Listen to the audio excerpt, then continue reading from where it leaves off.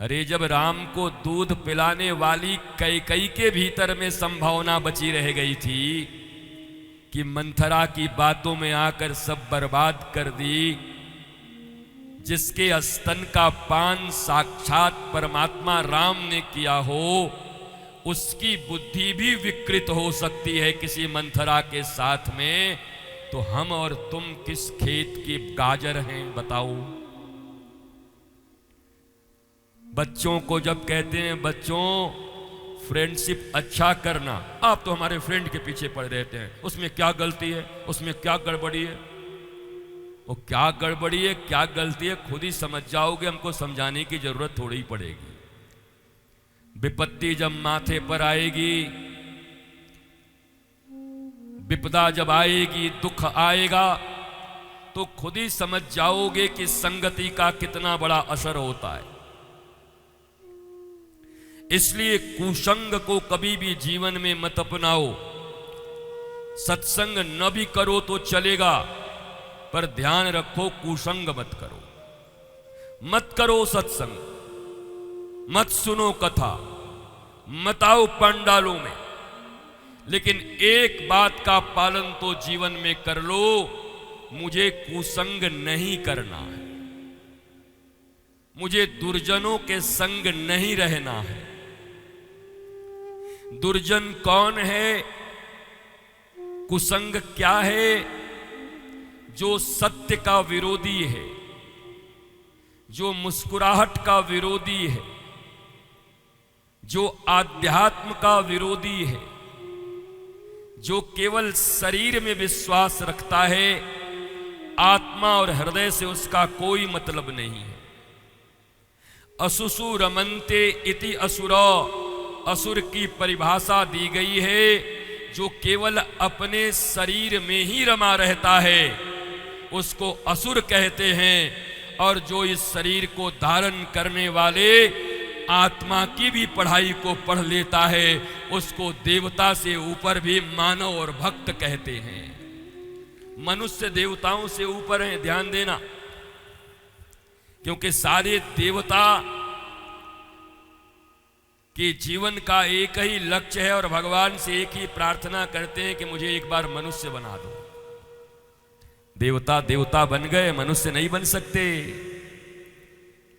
इसलिए दुर्लभो मानुषो देही, मनुष्य का शरीर ही दुर्लभ है।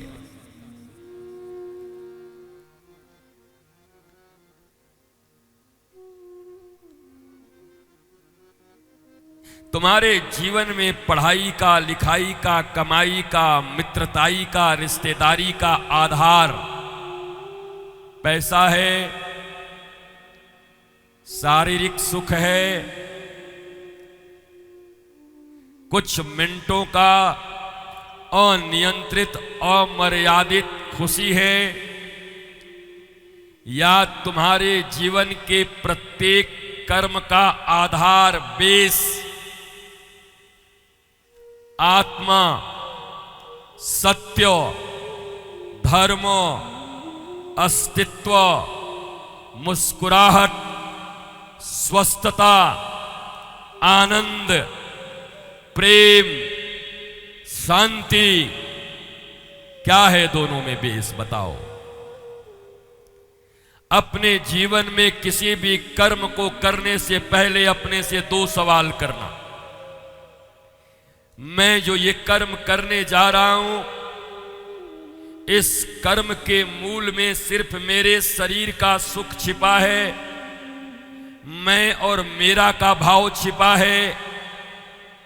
मैं और मेरा खतरनाक तब है जब सिर्फ शरीर से जुड़ा है, पर मैं और मेरा तुम्हें तारने वाला बन सकता है जब भक्त और भगवान का रिश्ता बन जाए। मैं भक्त और वो मेरे भगवान, मैं शिष्य वो मेरे सद्गुरु। अगर ये मैं और मेरा है तो बात बन जाएगी। और तुम जिस मैं और मेरे में जी रहे हो, मेरा शरीर, मेरे शरीर से जन्म लिए दो लोग, और इस शरीर की वासना पूर्ति ही मेरे जीवन का एकमात्र उद्देश्य और कर्तव्य है।